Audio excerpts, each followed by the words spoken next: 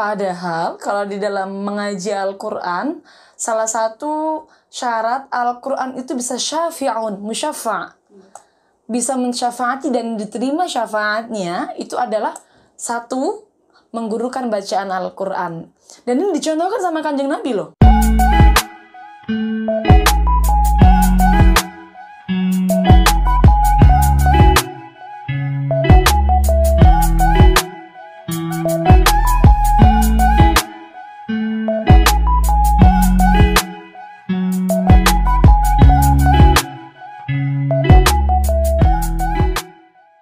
Assalamualaikum warahmatullahi wabarakatuh.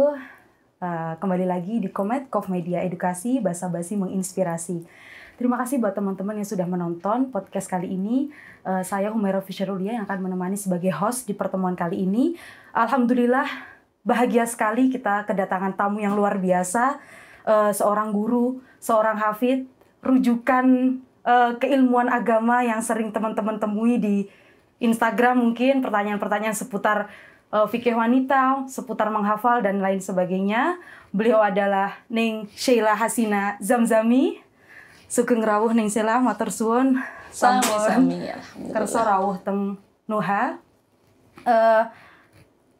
Terkait niku Ning. Niki langsung mon ngene. Boleh. Ning Sheila niku awalnya dulu menghafal niku mulai dari usia pinten Ning?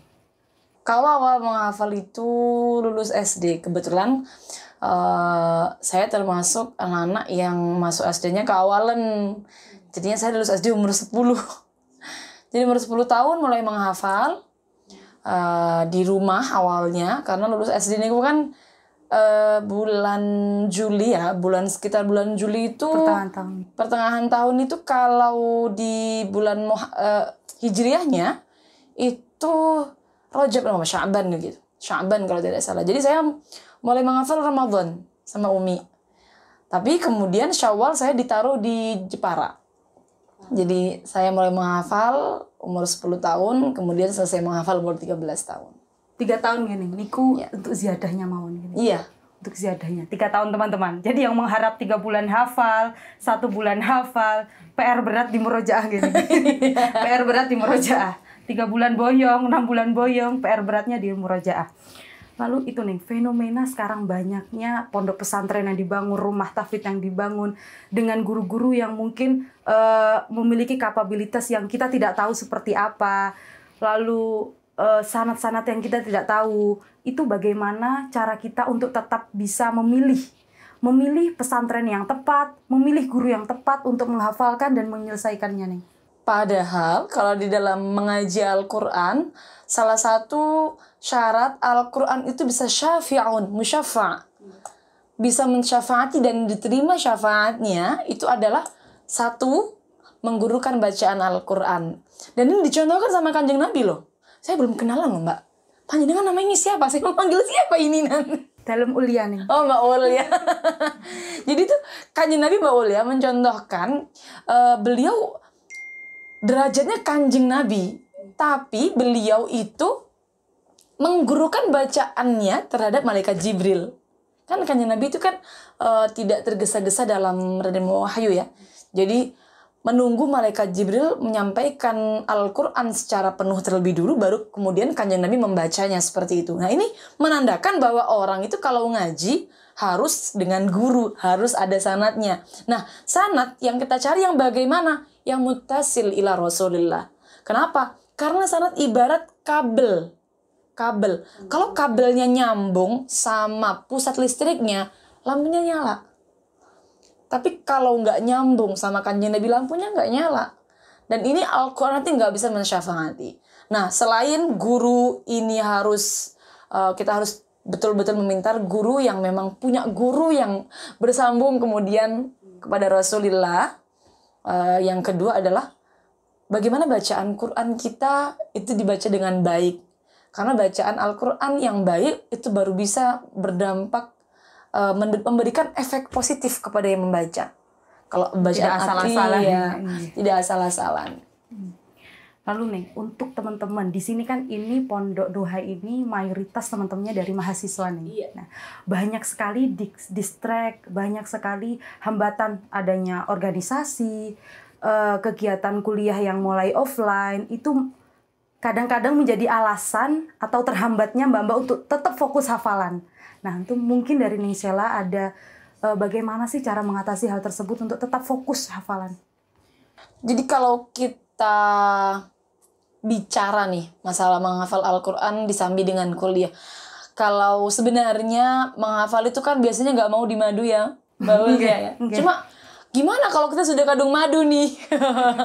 Karena udah nggak ada waktu mungkin. Udah nggak ada waktu. Apalagi perempuan. Apalagi perempuan. Waktunya sudah tinggal, sudah umur sekian, harus menekuni 2 bidang sekaligus.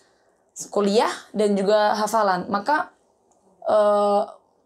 membagi waktu adalah cara satu-satunya.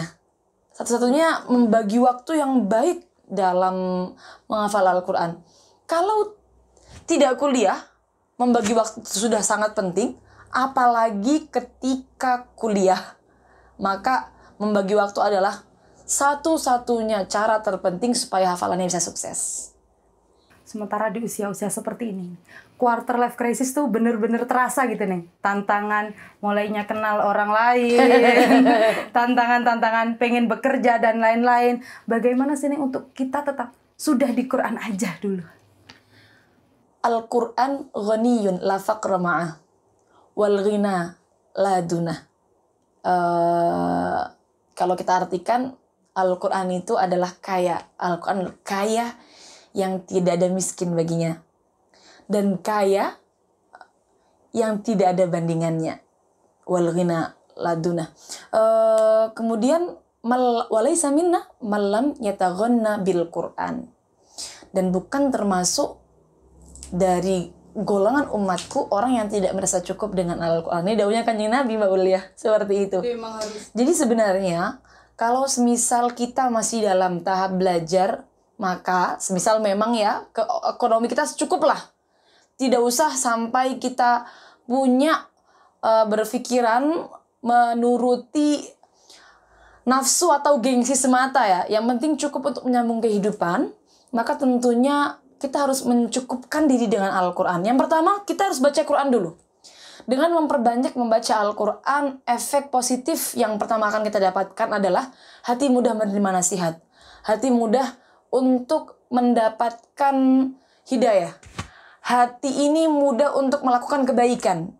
Menjauhi maksiat. Setelah kita banyak membaca Al-Quran, kemudian nanti akan mendapatkan rasa ghina. Rasa cukup. Hanya dengan Al-Quran. Nah tadi itu.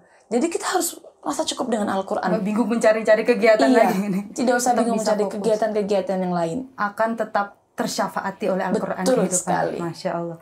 Nah tapi nih, ini sebagai panjenengan sebagai sering jadi rujukan teman-teman, apalagi santri-santri di seluruh Indonesia bahkan. Bagaimana cara jenengan untuk tetap bisa masuk syiar tentang Al-Quran di era digital seperti ini nih? Saya sebenarnya mengikuti alur saja. Kalau orang itu dulu Mbah Yai di Lirbo itu dawuh bahwa santri di rumah itu harus ngadep dampar ya. Nah ternyata ngadep dampar itu menghadap meja. Itu sebenarnya suatu bahasa kiasan bahwa kalau di rumah nanti jangan lupa tetap mengajar. Tapi menghadap dampar atau mengajarnya yang dikehendaki oleh Mbah Yai gitu, tidak kemudian semata-mata kita artikan selalu punya pesantren atau selalu punya majelis, bukan. Tapi apa yang Allah berikan kepada kalian, apa yang Allah siapkan untuk kalian nanti di masyarakat, yaitu lakukan. Nah, kebetulan ternyata setelah saya menikah, kebetulan kok bidang saya ternyata pada fikih wanita. Akhirnya saya tekuni saja. Oh ternyata teman-teman yang di Al-Baqarah juga menghafal Al-Quran, ya saya tekuni saja begitu. Mengikuti saja. Ya, mengikuti alur saja. Jadi tidak pernah dulu membayangkan bahwa nanti ketika saya sudah menikah, akhirnya kemudian ingin mensyiarkan, meluaskan ilmu Al-Quran. Ya tidak pernah sampai seperti itu. Ya mengikuti alur saja. Tapi memang sebagai seorang muslim untuk tetap bisa membagi ilmu, Nah, betul itu sekali. memang wajib gini. Iya, betul sekali. Jadi kalau keinginan saya dalam hidup ini bisa menebarkan manfaat lebih banyak lagi kepada orang-orang sekitar saya. Karena memang kan sekarang bersaing gini. Yang baik kalau nggak mau keluar, ya yang jajat yang menguasai. Iya, betul. Harus tetap mau mensyiarkan Islam apapun keadaannya dan bagaimanapun caranya. Mungkin ini nih untuk yang terakhir, untuk penutup, ada pesan untuk teman-teman yang menghafal, khususnya teman-teman Pondok Nurul Huda yang sekarang ini banyak sekali fenomena-fenomena di pondok nih untuk ingin segera selesai dengan berbagai cara. Mungkin bagaimana biar teman-teman tetap mau cinta dengan Al-Quran, tetap mau bertahan di pondok, tetap mau menyelesaikan hafalan dan tidak goyah ingin ke sana. Monggo nih. Teman-teman, menghafal Al-Quran adalah proses. Dan proses menghafal Al-Quran tidaklah instan. Yakinlah, panjenengan mau cepat-cepat selesai pun, panjenengan menghafal pasti akan sampai panjenengan menghadapi ajal. Jadi, untuk kita-kita yang memang ingin terjun dengan Al-Quran, maka kita harus punya moto bahwa deres itu sampai mati. Tujuan menghafal kita bukan sampai hafal, bukan, tapi untuk taqarrub ilallah, untuk mendekatkan diri kepada Allah. Kalau tujuan kita menghafal sudah benar karena kita ingin mendekatkan diri kepada Allah, maka tentunya kita tidak memburu hatam, kita tidak memburu ingin kemana, tapi kita tetap ingin dengan Al-Quran. Jadi berapapun waktu yang kita butuhkan menempuh menghafal Al-Quran itu baik. Karena sejatinya bukan secepat apa kita menghafal, tapi bagaimana kita tetap mengistiqomahkan membaca Al-Quran, memurojaah Al-Quran sampai kita mati. Masya Allah, tepuk tangan dan teman-teman. Alhamdulillahirrabbilalamin. Jadi teman-teman, Al-Quran itu adalah hal yang memang harus kita cintai sampai mati.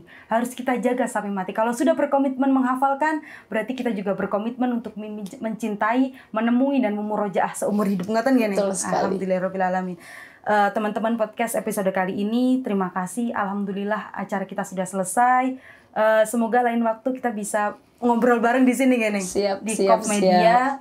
Saya Humairah Fisyarulia. Mohon maaf apabila ada kesalahan. Wassalamualaikum warahmatullahi wabarakatuh.